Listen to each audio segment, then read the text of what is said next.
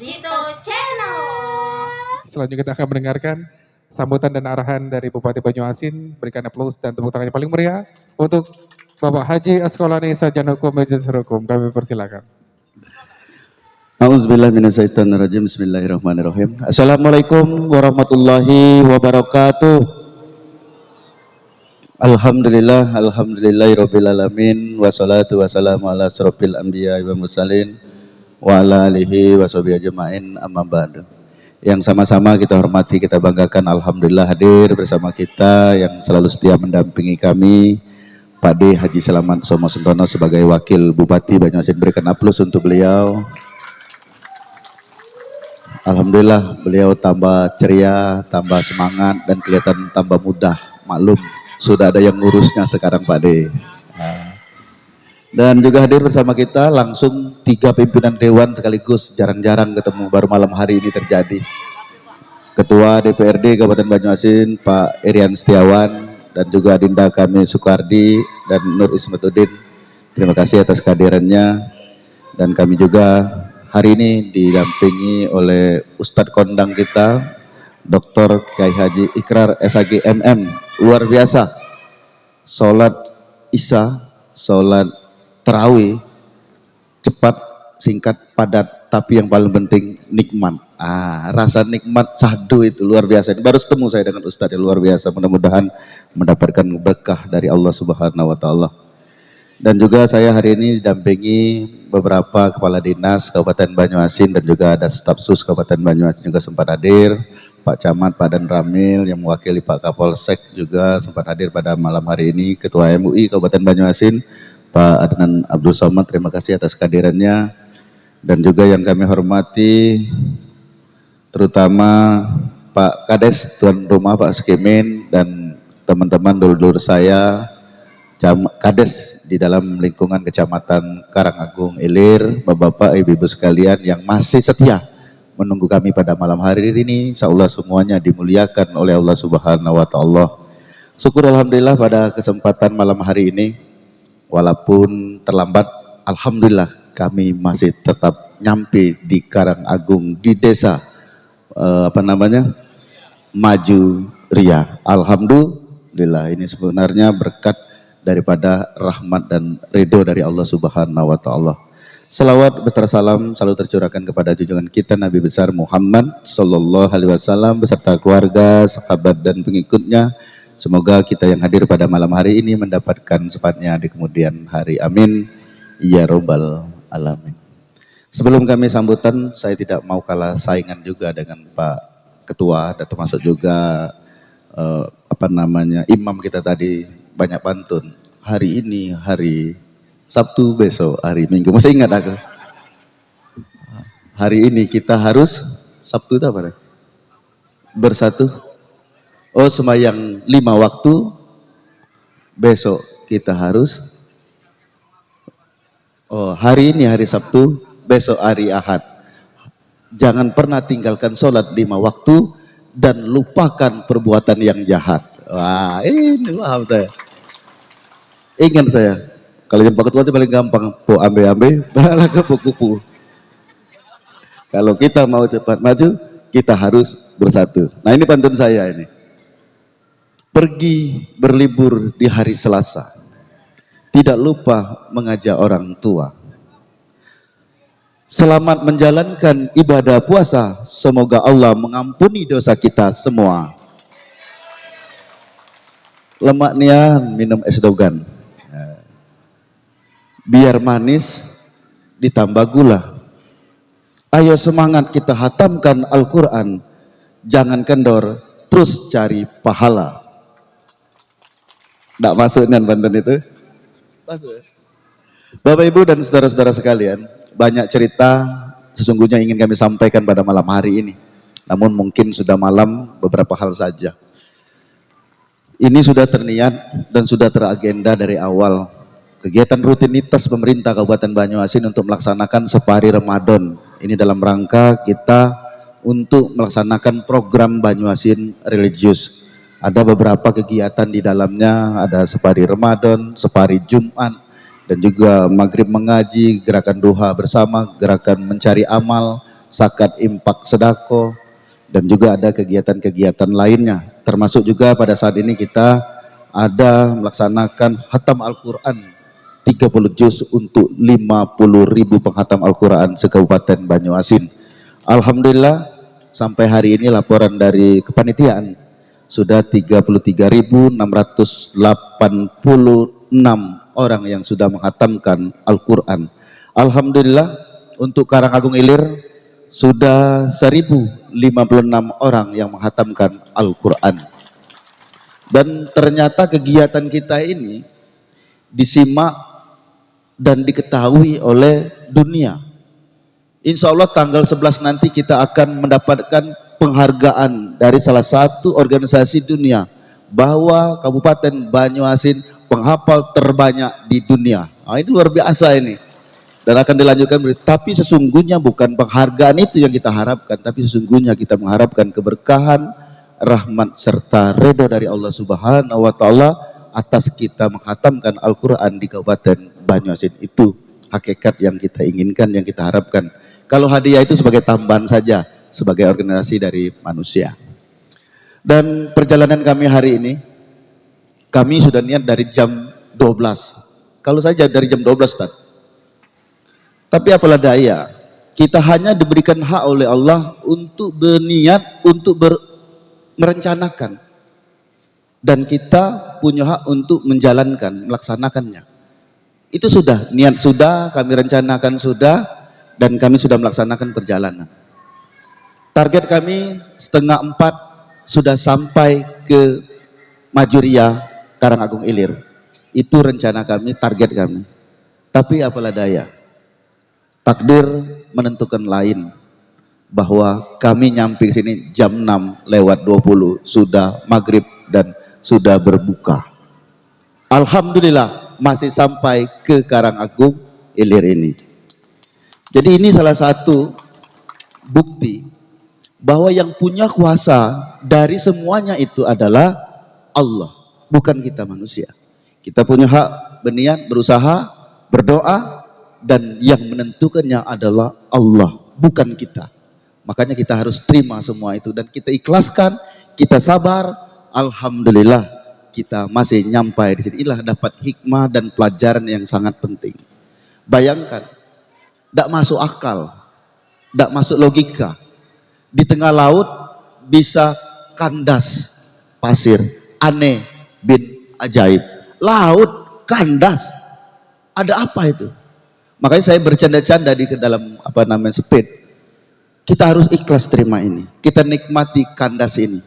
Bersyukur kita speed yang kandas. Bagaimana kalau cinta kita yang kandas? Sakit hati kita. Lah, betul nggak kira-kira? Kalau kandas speed paling-paling kesal kita. Tapi kalau kandas cinta, sakitnya di sini. Betul nggak? Kita syukur. Kok rahminya di belakang? Salah saya ya? Enggak ya?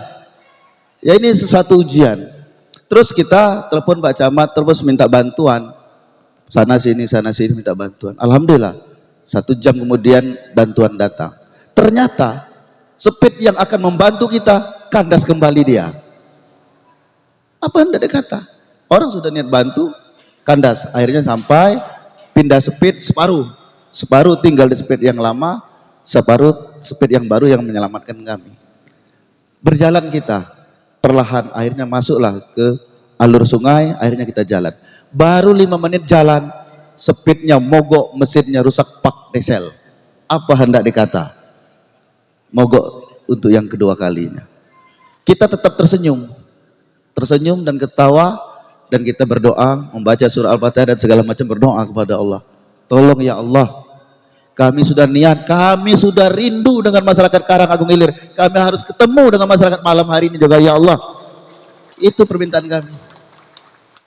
Kami kangen, kami rindu ingin ketemu. Kami sudah niat, kami sudah berusaha. Tolong ya Allah kabulkan. Malam-malam tidak apa-apa ya Allah. Walaupun orang sudah pulang semua tidak apa-apa, biar kami sendiri datang ke sini. Tapi ternyata alhamdulillah masih banyak yang setia menunggu kami. Matur nuwun semuanya yang sudah setia menunggu kami. Itu saking kami maunya ke sini dengan Pak Diselamat dan para rombongan kami. Kalau tidak ada kekuatan rasa cinta sayang dan kangen dengan masyarakat Karangagung Ilir, sudah barang pasti saya perintahkan putar balik kita ke Palembang, ke Banyuasin lagi. Tapi tidak, dengan rasa cinta dan sayang, kangen rindu kami dengan masyarakat Karanganyar Ilir, kita harus sampai ke Karangagung Ilir malam hari ini juga. Terserah, bukanya burung, mungkin sahur kita bareng dengan masyarakat Karangagung. Yang penting ketemu. Itu saja. Alhamdulillah malam hari ini atas izin Allah, walaupun banyak halangan-halangan yang kita temui, kita dapatkan, tapi kita masih nyampe ke Majuria pada Kecamatan Karangagung Ilir. Bayangkan pas masuk primer, azan maghrib tiba, cari snack dan segala macam, ternyata tinggal di sepit yang besar. Apa yang terjadi? Hanya air liur saja yang kami telan. Masya Allah, tapi senang semua, tercanda semua. Tidak ada satupun yang menangis, nggak ada. Termasuk Pak D Selamat ketawa-ketawa, langsung mau kasih saya rokok. Nanti Pak D, masa rokoknya mecahkan puasanya pakai rokok, Pak D, saya bilang. Ini. Tapi nikmat. Intinya apa? Intinya pelajaran yang pertama, kita harus tahu betul bahwa Allah yang punya kuasa atas semuanya. Yang kedua, kita harus ikhlas menerima apapun yang terjadi dengan diri kita dan rombongan kita. Harus ikhlas, tidak ada pilihan lain. Yang ketiga, kita harus sabar. Dan yang keempat, kita harus bersyukur. Bersyukurnya apa? Bersyukur kita masih selamat dan bisa ketemu dengan masyarakat Kecamatan Karangagung Ilir. Jadi banyak sekali pelajaran-pelajaran yang kita dapatkan dari perjalanan kami pada hari ini. Dan memang Pak Ustadz ini awal bilang waktu mau berangkat, waduh Pak Bupati, bagus, enak tenang katanya, sepit Pak Bupati ini, kayak di dalam pesawat aja katanya. Iya Pak Ustadz, hidupnya harus kita nikmati. Masa kita susah-susah mau Karangagung, sepit apa lidah itu, kan capek, gelombangnya apa namanya, gonjok-gonjoknya tinggi. Kalau sepit Pemda kan lebih enak, dia kata, saya tidak terasa gelombangnya. Nikmat, kita baru mau tidur, ternyata kandas. Artinya Allah berikan kenikmatan hanya sampai di situ Pak Ustadz. Terus yang kedua, anak saya WA, ayah sudah di mana katanya. Oh, ayah sudah dalam kapal pesiar mau ke Karangagung Ilir. Oh enak. Oh ya, nanti sepitnya mogok lagi. Insya Allah tidak, mesinnya sudah diberi 3 mesin. Insya Allah tidak mogok lagi. Baru 5 menit langsung kandas. Aduh, waduh. Ternyata memang itu kita tidak boleh terkabul juga. Kita sebenarnya cuma bercanda-canda saja sama anak bahwa insya Allah aman lah. Ternyata itulah kuasa Allah. Dan yang ketiga sebenarnya ada pelajaran yang paling berharga juga. Ini perlu kita ketahui juga. Kami serombongan, sepit pertama itu kan sudah berangkat duluan. Terus sepit kami tinggal yang besar rombongan kami. Ternyata isi sepit kami ini kelebihan menurut Kepala Dinas Perhubungan. Kelebihan harus ada yang diturunkan. Begitu disampaikan, tidak ada satupun yang mau turun. Akhirnya, melalui kekuasaan Kepala Dinas Perhubungan, diperintah, kau turun, kau turun, kau turun. Ada 9 orang yang turun. Ternyata saya yakin itu. Aku yakin saya. Dari 9 itu ada yang sakit hati, tidak terima yang turun. Maka ini pelajaran, jangan pernah meninggalkan teman kita.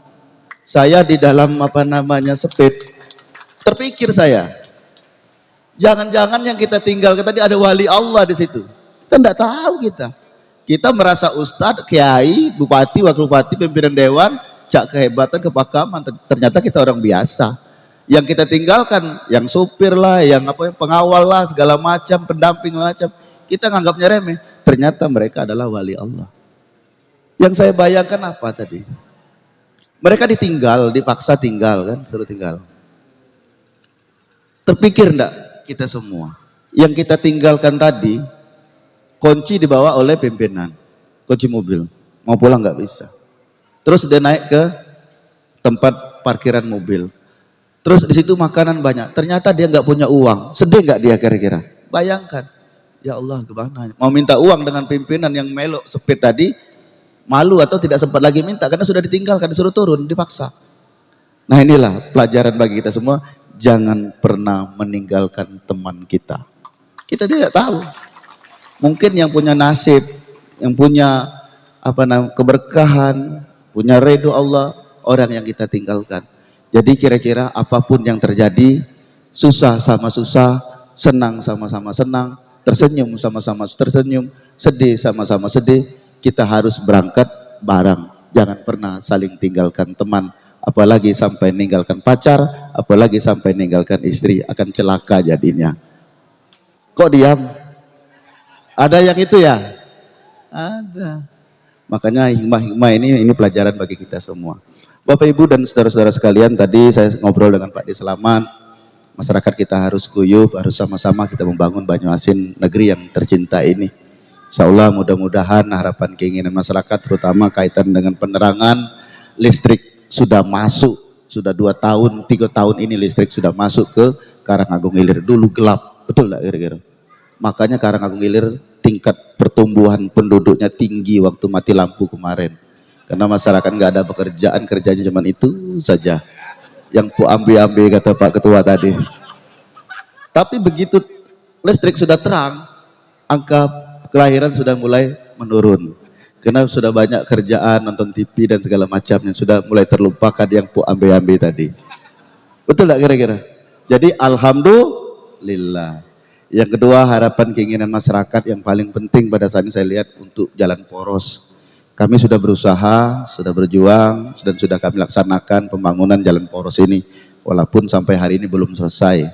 Tapi perlu kami sampaikan bahwa jalan poros ini untuk dermaganya sekarang sudah kami usulkan ke Kementerian Perhubungan. Insya Allah tahun 2023 Pak Ketua, ini akan dimulai pembangunan dermaganya, itu informasi dari Kementerian Perhubungan. Dan juga izin pembuatan dermaga dan jalan poros lebih kurang 4 kilo, kita sudah mendapatkan izin dari Ibu Menteri Lingkungan Hidup menggunakan jalan Taman Nasional Sembilang. Itu sangat sulit mendapatkan izin. Ini sudah, izinnya sudah selesai, alhamdulillah. Kemarin dapat izin cuma 14 meter Pak Bupati. Tidak jadi masalah saya kira. Jadi Bu Menteri 4 meter 5 meter jadilah. Yang penting kita bisa masuk ke mobil, betul nggak kira-kira? Ini dapat izin 14 meter kalau tidak salah. Alhamdulillah. Nah, untuk pembangunan berikutnya memang kita perlu waktu, perlu proses. Tidak mungkin secepat membalikkan telapak tangan. Tapi kami dengan Pak Diselamat bertekad untuk segera bagaimana untuk merealisasikan harapan dan keinginan masyarakat di Karangagung Ilir ini. Kami sudah hitung-hitung, kalau jalan itu tembus, dermaganya selesai, insya Allah tidak ada lagi yang namanya kandas itu. Betul nggak kira-kira?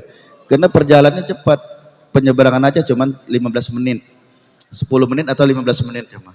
Terus ke dermaga perjalanan ke sini lebih kurang setengah jam, 40 menit lah. Jadi artinya lebih banyak memotong waktu perjalanan masyarakat ke Karangagung Ilir. Insya Allah Karangagung Ilir akan lebih cepat perkembangan dan kemajuannya.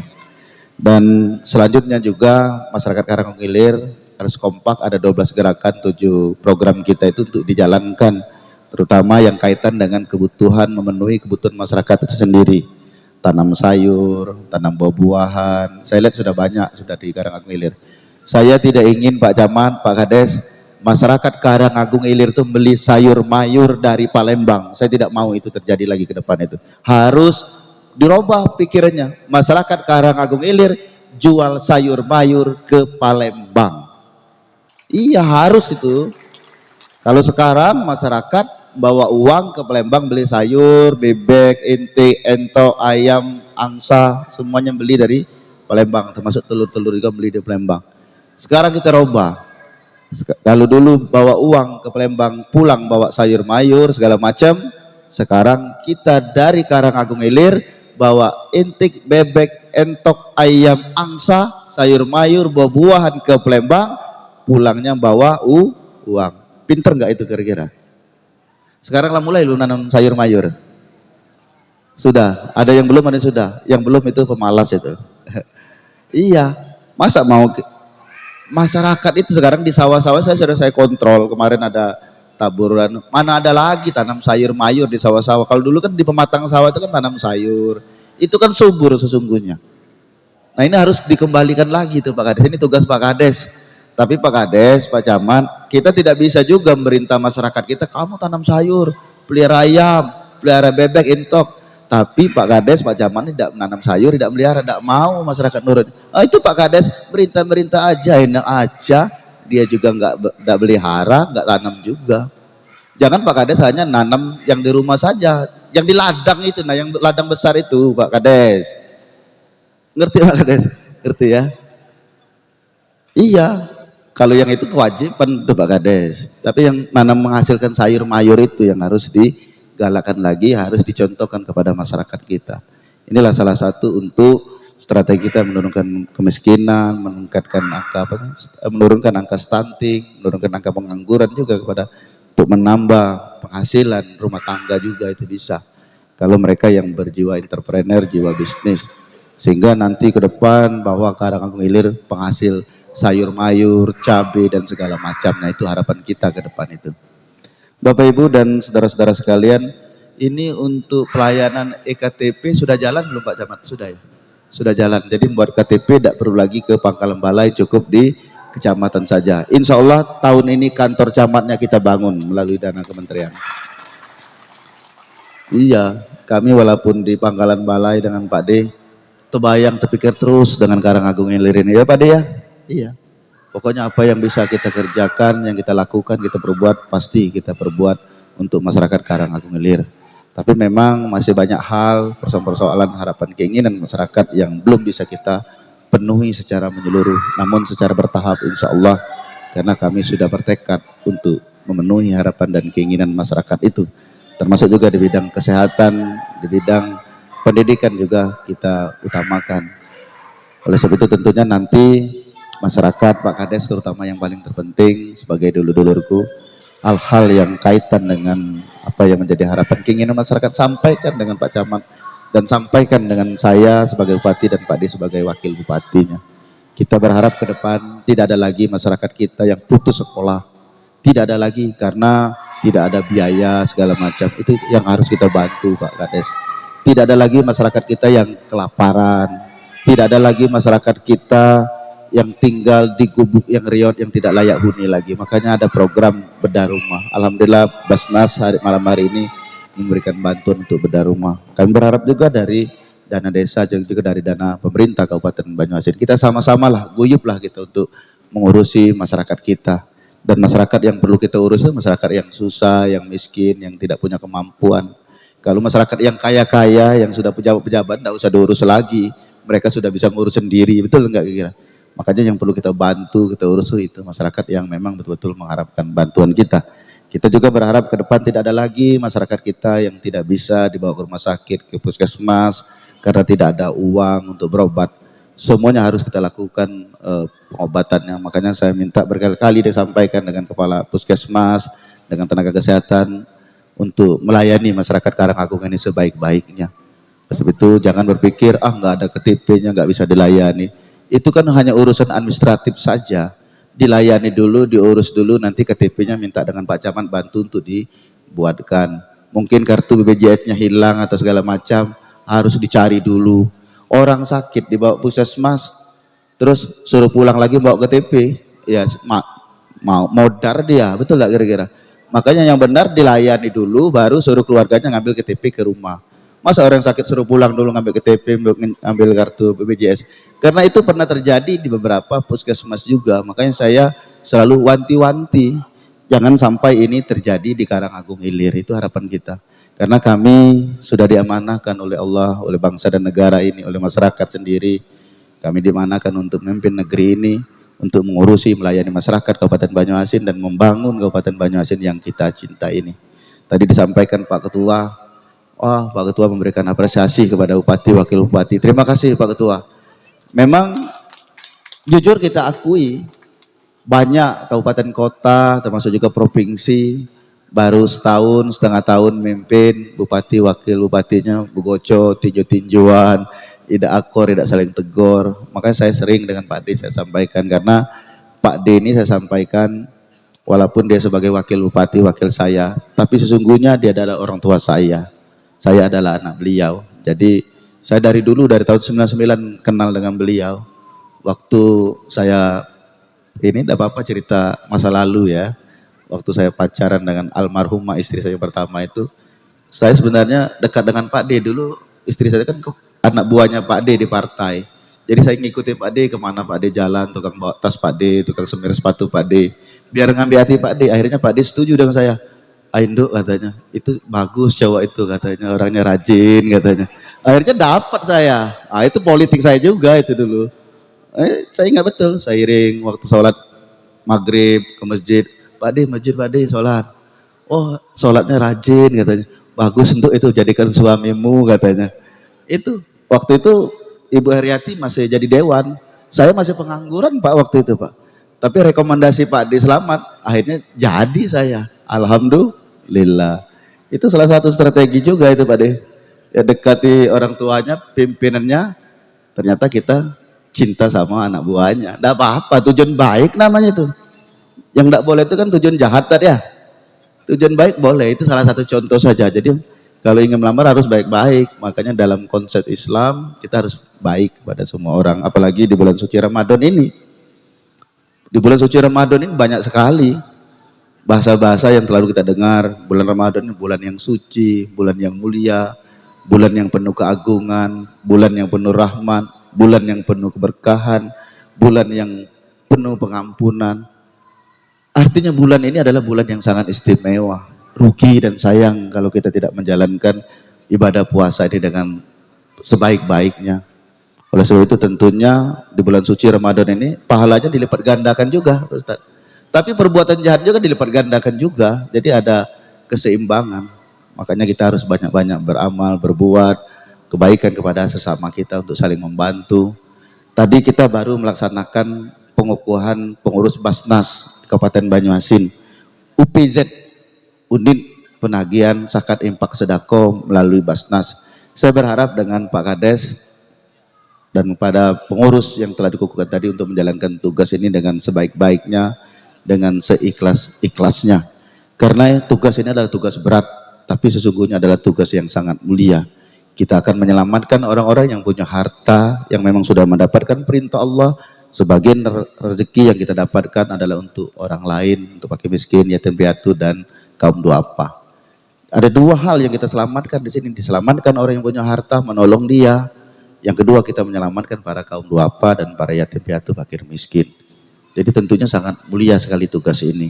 Ini salah satu juga strategi kita untuk mendapatkan berkah, rahmat, dan ridho dari Allah Subhanahu wa Ta'ala. Kenapa saya selalu menyampaikan itu? Karena memang di dalam hidup ini, kalau sudah mendapatkan ridho Allah, mendapatkan berkah, mendapatkan rahmat, hidup akan terasa berarti dan bahagia. Itulah sesungguhnya daripada tujuan hidup kita di dunia ini. Dan kita hidup ini sementara, tidak selama-lamanya. Tidak selama-lamanya. Orang yang kita cintai, dia akan pergi. Jangankan teman, sahabat, nyawa dengan badan pun akan berpisah. Oleh sebab itu selagi kita masih ada nyawa di kandung badan, sama-sama sehat, sama-sama segar seperti ini, untuk selalu berbuat kebajikan dengan sesama, terutama yang paling penting dengan anak dan istri, dengan teman-teman. Seringlah berbagi, saling kasih, mengasihi, saling menyayangi, dan juga saling bantu-membantu apa yang bisa kita bantu. Tidak ada yang harus kita ributkan, yang kita tengkarkan, tidak ada. Semuanya itu adalah pengaruh setan.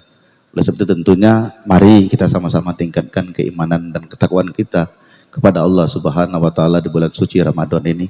Tingkatkan ibadah 5 salat 5 waktu, tepat waktu. Puasa jangan pernah ditinggalkan sehari pun, kecuali ibu-ibu yang halangan. Kalau bapak-bapak tidak ada halangan sesungguhnya. Karena puasa ini baik untuk kita, untuk melatih banyak hikmah, melatih kejujuran di sini. Karena Allah yang akan tahu tentang puasa kita, dan memang puasa ini menurut Ustaz Rel ya untuk Allah ya, untuk Allah. Dan tentunya kita jangan ya berani korban kan. Nah puasa ini juga saya banyak pengalaman juga Tat. Puasa ini sesungguhnya yang membuat kita kuat itu bukan makanan dan minuman yang kita makan waktu sahur, tapi sesungguhnya niat yang menjadi kuat. Saya pernah uji coba, bukan uji coba, terjadi dengan diri saya dulu waktu masih SMA, tapi sekarang enggak lagi tapi saya. Jadi dulu waktu sahur sebelum habis masa Isya, saya minumnya banyak-banyak, takut haus. Habis sholat subuh ketiduran, bangun jam 8. Kapan bangun? Sudah haus. Aduh haus. Jadi percuma saja minum yang banyak 5-6 gelas tadi. Dan ada kejadian juga kita puasa berlalu tidak kebangun sahur. Artinya kita tidak makan dan juga tidak minum waktu sahur karena tidak terbangun. Ternyata sehari-hari kita menjalankan puasa tidak ada masalah. Sama persis waktu kita makan banyak, minum banyak yang kemarin. Dengan hari ini kita tidak makan sahur. Ini kejadian. Malam kemarin saya pulang dari separi Ramadan datang ke rumah jam 2. Ketiduran, orang sahur kita tidak terbangun, akhirnya tidak makan sahur. Sama gagah, tidak ada masalah. Jadi saya berkesimpulan, jadi yang membuat kita kuat puasa itu bukan di makanan maupun minuman, tapi niat. Nah, ini bisa kita artikan dalam semua dari sisi kehidupan. Jadi yang paling penting itu niatnya. Itu yang paling penting. Apapun yang akan kita lakukan, niatnya. Seperti kami contoh ke sini, niatnya untuk bersilaturahim sekaligus membagi sesuatu yang kami dapatkan untuk masyarakat di sini walaupun sedikit. Dan yang ketiga memang untuk menjalankan ibadah, sholat maghrib bersama berjemaah, sholat isya berjemaah, dan sholat tarawih jemaah. Alhamdulillah dengan niat itu, dengan banyak halangan rintangan, tetap nyampe ke Karang Agung Ilir. Itu salah satu bukti kuasa Allah, dan memang Allah yang menentukan segala-galanya. Jadi jangan pernah kita lalai dari mengingat Allah, dari perintah Allah, dan mulailah kita untuk menjauhi apa yang dilarang oleh Allah. Insya Allah mudah-mudahan kita akan selamat dunia dan akhirat. Mungkin itu saja yang dapat kami sampaikan pada kesempatan ini. Sekali lagi kami mengucapkan terima kasih, matur nuwun semuanya. Dan yang paling terpenting malam hari ini saya atas nama rombongan mohon maaf 1000 kali maaf yang sebesar-besarnya atas keterlambatan kami datang ke Karang Agung Ilir. Dan ini bukan kehendak kami, tapi inilah ujian untuk kita semua. Kami diuji, masyarakat pun juga diuji. Informasinya sudah dari jam 2 menunggu kami di tenda ini. Oleh sebab itu tentunya mohon keikhlasannya, maaf Pak Kades, terutama Pak Kades, masyarakat dan yang masih tinggal, yang hadir pada malam hari ini, sampaikan dengan yang hadir tadi bahwa kami betul-betul mohon maaf, itu di luar daripada kemampuan kami. Kalau ada burung di tengah sawah, jangan ditembak sampai mati. Kalau ada kata-kata yang salah, jangan dimasukkan di dalam hati. Burung cendrawasih dari Papua, terima kasih untuk semua. Wassalamualaikum warahmatullahi wabarakatuh.